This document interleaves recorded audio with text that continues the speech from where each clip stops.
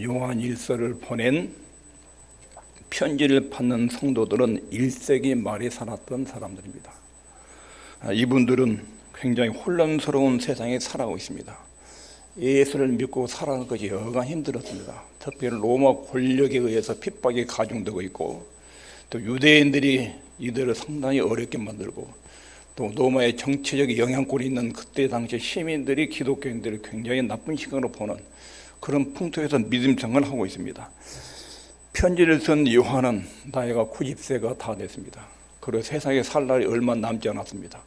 요한의 마음속에는 내가 세상에 떠나면 이 세상은 더 교회를 향해서 덮쳐올 텐데 남아있는 교회 성도들이 어떻게 신앙을 유지해 나갈 것인가, 이것이 요한의 마음속에 가장 큰 숙제였습니다. 이런 성도들에게 편지를 썼는데 어떤 내용으로 이들을 도와줄 것인가, 목적은 이들을 어떻게 도와줄 것인가, 이 성도들의 믿음을 잘 지탱하고 세상의 험함을 이겨나가는 믿음을 지키는 강한 성도들을 되도록 무슨 말로 권면해야 될 것인가, 이것이 요한의 주된 관심입니다. 이 요한 1서 1장부터 5장까지 전체적으로 보면 그 시대의 정치적 상황은 거의 언급이 없습니다. 국제정세 이것도 거의 언급하지 않습니다. 이것이 교회를 세우는데 그렇게 도움이 된다고 여기지 않았기 때문에 그런 것입니다. 세상에 대해서 한 가지를 말하는데 요한일서 5장 19절에 또 아는 것은 우리는 하나님께 속하였고 세상은 악한 자 안에 처한 것이며, 세상에 사는 모든 사람들은 두 부류다. 하나님께 소속된 사람, 또 마귀에게 소속된 사람. 마귀의 영향 아래 사는 영역을 세상이라고 표현합니다. 세상. 세상이라는 것은 우리가 살고 있는 삶의 무대라기보다 사단의 가치관과 영향 아래에 놓여 있는 사람들, 하나님을 적대하는 세력, 이것을 세상으로 표현하고 있습니다. 성경의 교훈에 비춰본 세상은 죄악된 세상입니다. 그리고 세상은 악한 자에 처해 있습니다. 세상은 재난의 장소, 그리고 전쟁, 비참, 불행, 추잡함이 가득합니다. 수천 년 전의 세상이나 지금 세상이나 세상은 항상 같습니다. 음란함과 도직질과 살인과 탐욕과 전쟁과 미움과 증오와, 이것은 아무리 시대가 지나도 노아시대의 세상이나 예수님이 재림할 직전의 세상이나 세상의 특성은 변하지 않습니다. 세상은 항상 같습니다. 세상은 올바로 돌리려는 모든 정책들 그리고 제도들은 모두 수포로 돌아갔습니다. 그리고 세상의 끝은 예수님의 재림으로 완전히 파멸됩니다. 성경에 따르면 참된 지혜는 장차 파멸된 세상에 연루되지 않고 그곳에도 구원을 받아서 하나님과 화목된 관계를 유지하고 하나님과의 바른 관계에서 사는 것, 이것이 진정한 지혜고 참된 지혜입니다. 성경에 나오는 인물들이 그렇게 살았습니다. 자신의 시야를 이 세상이 아닌 다른 세상에 고정시키고 살았습니다. 히브리서 11장 10절에 이는 하나님의 경영하시고 지으실 터가 있는 성을 받았습니다. 아브라함은 그 당시 아브라함이 살고 있는 시대에는 소돔과 고모라가 문화적으로 가장 발달된 곳입니다. 그곳에 가면 굉장히 재밌는 일들이 많습니다. 근데 아브라함은 그곳에 등을 돌렸습니다. 자신을 둘러싼 세상 가운데 살면서도 세상에 죄악에 함몰되지 않았습니다. 세상에 아무리 혼탁하고 가나안 땅에 들어가서도 가나안 땅에 문화가 있지요. 각종 우상과 음란한 문화들이 있고 도시 문화가 있습니다. 근데 아브라함은 그곳의 문화에 함몰되거나 거기에 동화되지 않았습니다. 성경이 말하는 세상은 때가 되면 반드시 심판을 당하고 피할 수가 없습니다. 그런 세상에서 하나님과 화목할 수 있는 유일한 길은 예수님을 통한 길이 있습니다.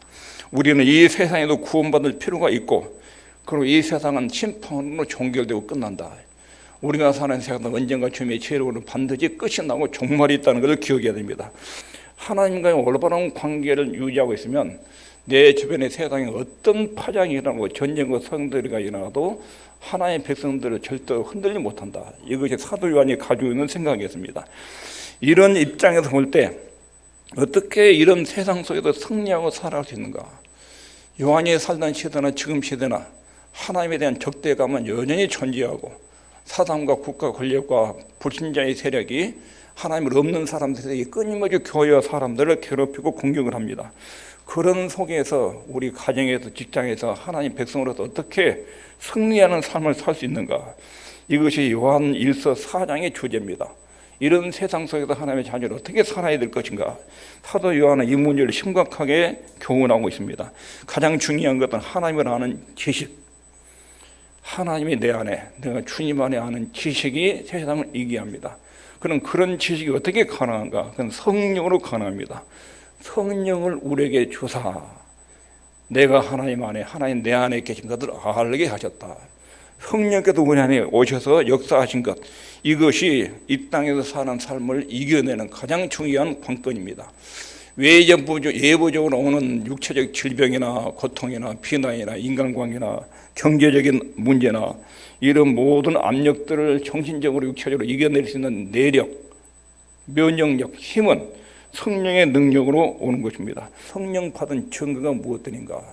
내 안에 성령이 계시다는 구체적인 증거들이 무엇인가? 몇 가지를 말했습니다. 첫 번째가 죄의식, 내가 참 무기력하고 무가치하다, 자기 무능력을 깊이 절감하는 것, 또 예수님이 누구시고 그분이 무슨 일을 행하셨는지를 깨닫는 것, 그리고 그분을 닮고자 하는 열망, 또 육신과 성령의 소유 간의 싸움이 내 안에 존재한다는 각성, 그리고 성령의 열매 은사들, 이런 현상이 내 안에 있으면 나는 성령이 내 안에 계시다, 이것을 확인한다고 그랬습니다. 성령을 받았는가 하는 이 질문은 오랜 동안 교회 역사 속에 수없이 교회의 논의사항이 됐습니다. 어떻게 하면 성령을 받을 수 있는가? 또 성령 충만을 받기 위해서는 어떻게 해야 되는가? 여기 성도들에게 큰 숙제입니다. 왜냐하면 성령의 능력으로 세상을 이기고 각종 유혹과 그리고 압력을 견뎌내고 이겨낼 수 있는 힘이 성령의 능력 안에 오기 때문에 내 안에 성령이 계시는가? 신약 성경이 말하는 그리스도의 특징에 대해서 하나님의 자녀는 항상 자기가 무엇을 지니고 있는지를 압니다.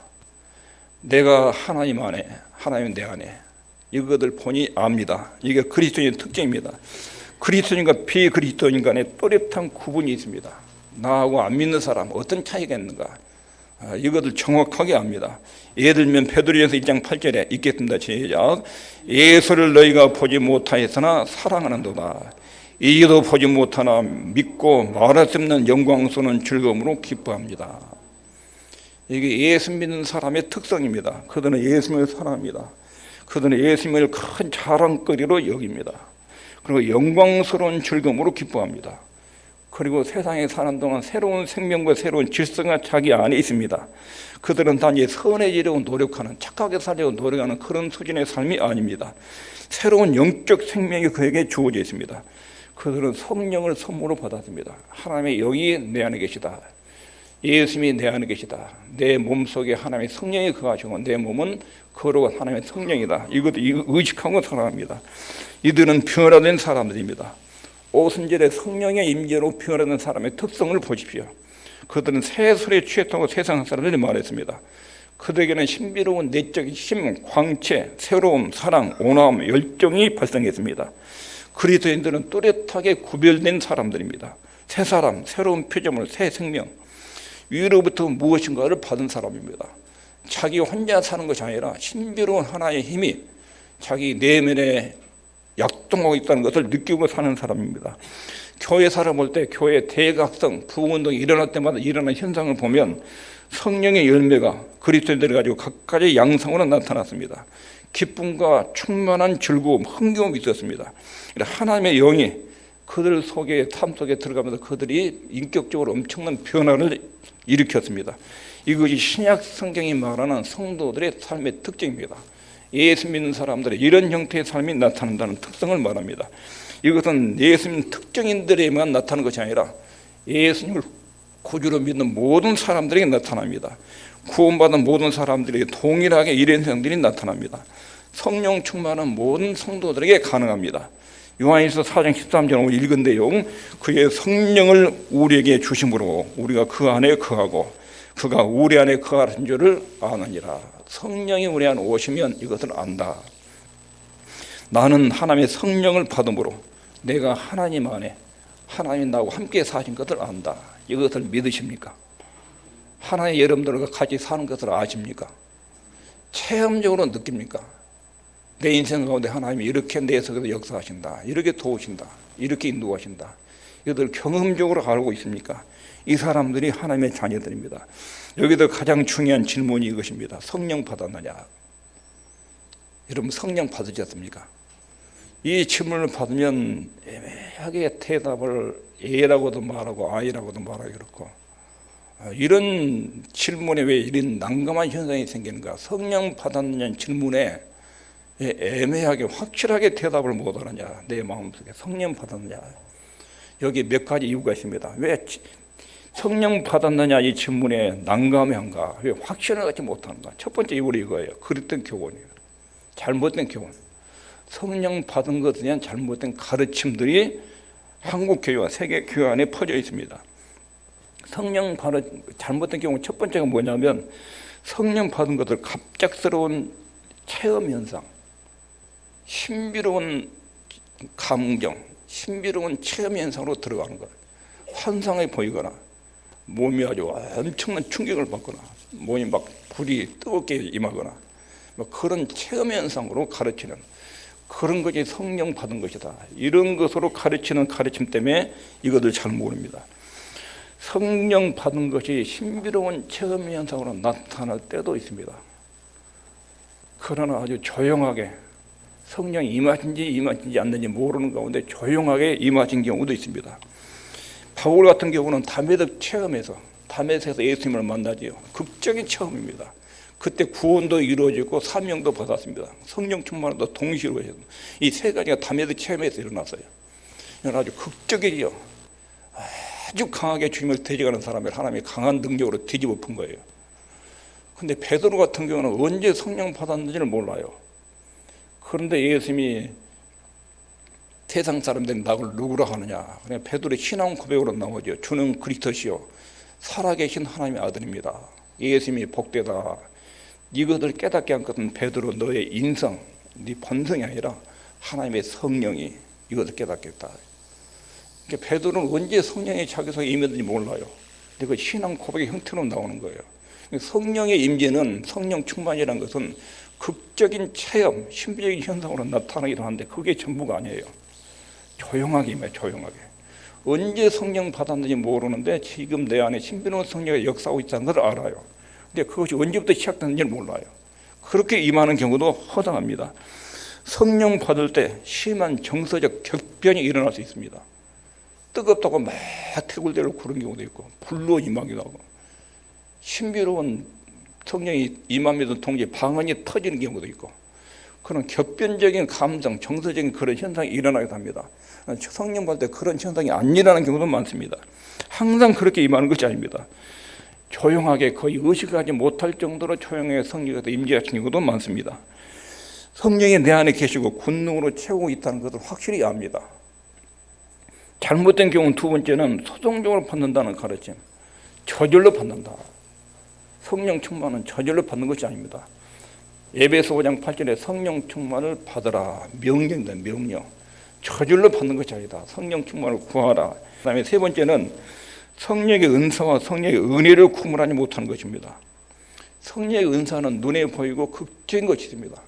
아주 기적과 능력을 동반하는 것들이 있습니다. 치유의 은사, 병 고침 것, 그리고 방언의 은사, 방언 통역의 은사, 능력 행함, 이것은 굉장히 극적으로 나타납니다. 성령의 은사가 강력하게 나타나는 것, 성령의 은사를 성령 받은 것으로 동일시하는 것, 이것이 잘못된 가르침입니다. 성령 받은 것은 성령의 은사도 있지만 성령의 은혜를 통해서 자주 임하십니다. 성령의 은혜는 뭐냐면 사랑, 고린도전서 13장에 나타난 사랑. 은혜는 성품으로 나타나요. 성품으로. 성령 충만하면 사랑이 충만해요. 오래 참아요. 온유하고 겸손한 이런 성품으로 성령 충만이 나타나는 경우가 많아요. 그런데 성령 충만은 은사로 나타난 것으로 한정적으로 생각을 해요.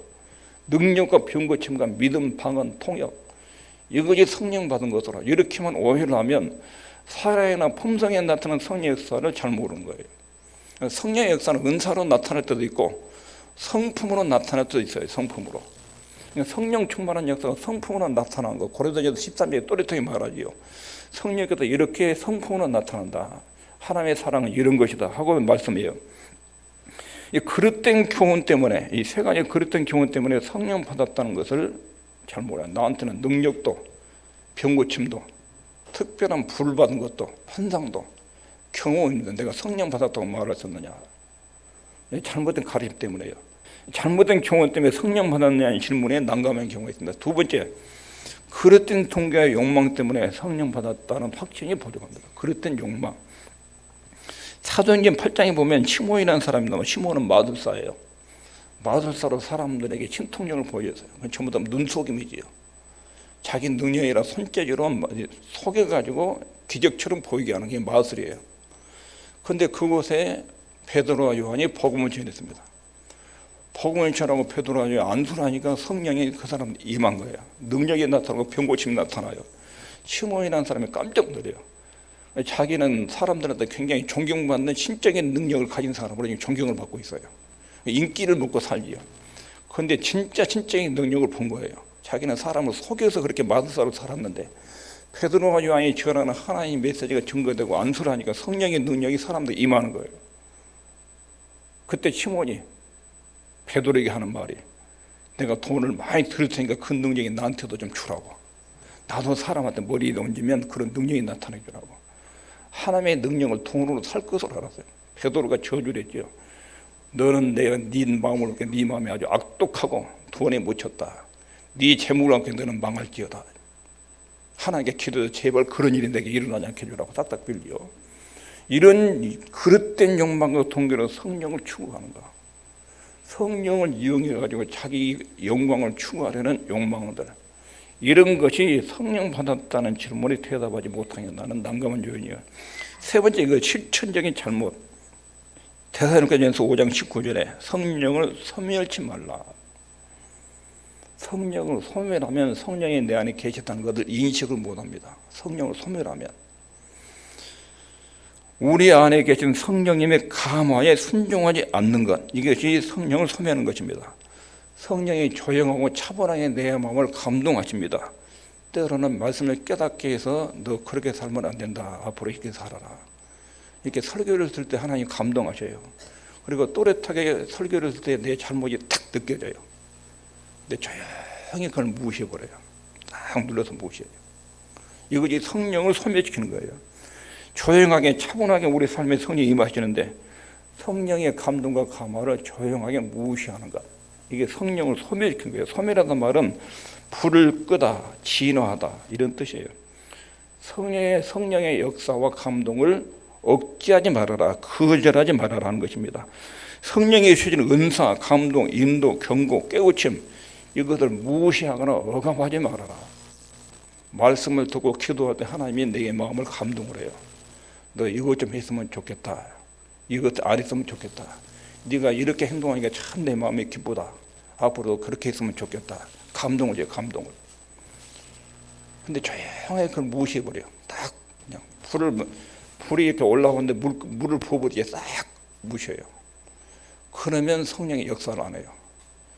그런 사람은 성령이 내 안에 계신다는 것을 감지를 못해요. 예수님이 나하고 함께 산다. 하나님이 내 안에, 내가 하나님이 산다는 확신이 없어요. 그래서 모든 일은 자기 머리로, 자기 능력으로, 돈으로, 지혜로만 풀려고 그래요. 왜냐하면 하나님이 함께하고 옆에서 도와준다는 느낌과 확신이 없으니까 그래요. 왜냐하면 수없이 하나님 말씀을 들어도 항상 무시해요. 어떻게 세상에서 그렇게 살 수 있어요? 이렇게 무시해요. 성령을 소멸하면 성령을 받았다는 확신이 안 생깁니다. 성령을 소멸할 경우에 교회 안에서 은사를 의도적으로 억제하는 것, 이것도 성령을 소멸한 거예요. 두 번째, 성령을 근심시키는 것, 근심.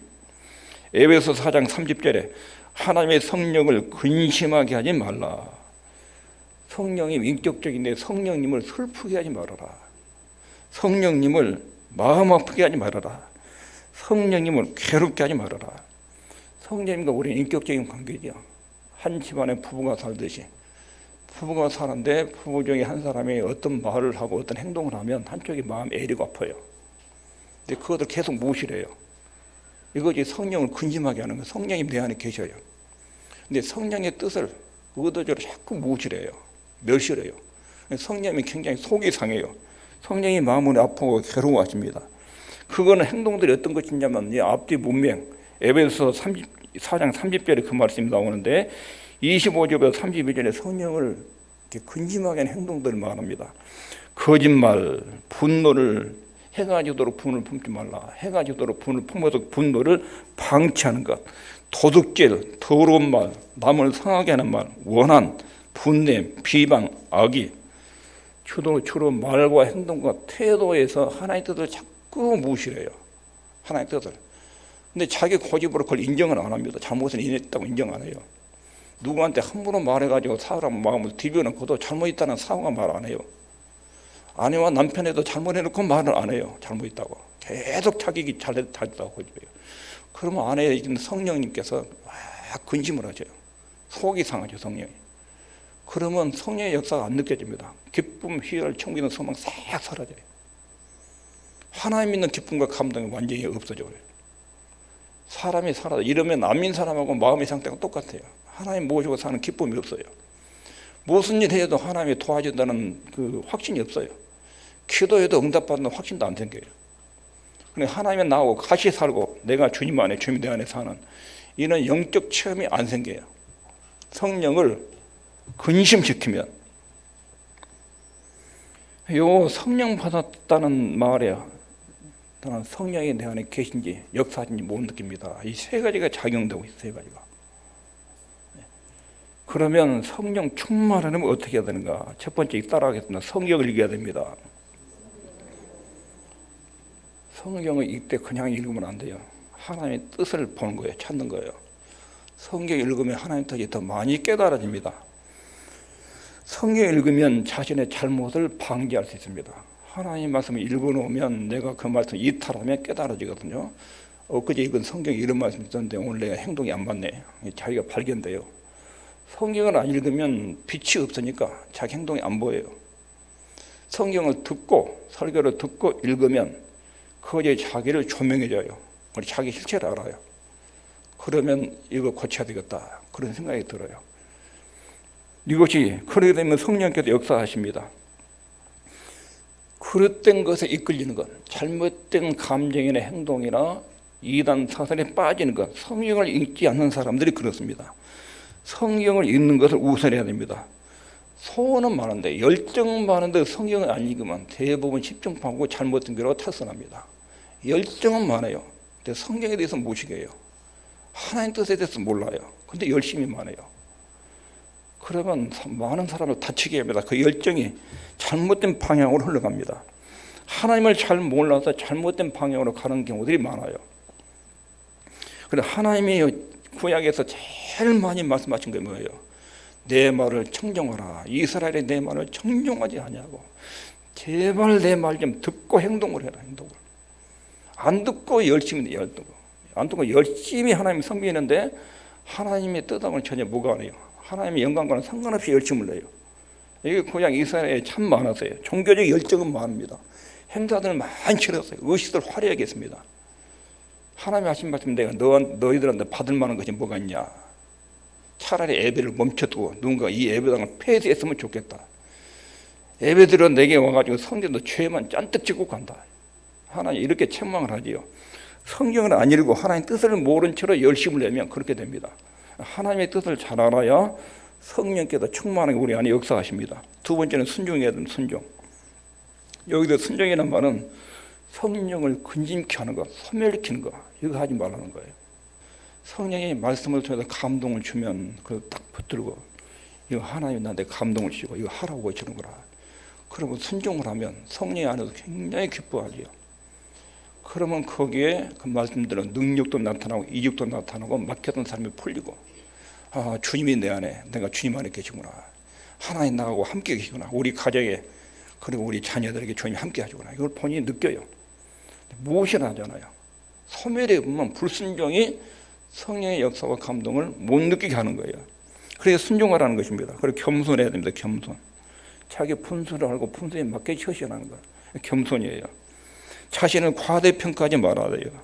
땅에 있는 지체, 욕망들을 억제해야 됩니다. 성령의 인도와 가만히 순종해야 됩니다. 이것이 성령의 명령입니다. 이 성경적 명령에 복종하는 거예요. 복종, 순종. 그러면 성령께서 충만하게 우리한테 역사하십니다. 성령이 충만할수록 이 마음은 극대화됩니다. 기쁨과 행복이 극대화됩니다. 능력도 나타나고 모든 신비로운 현상들이 일어납니다.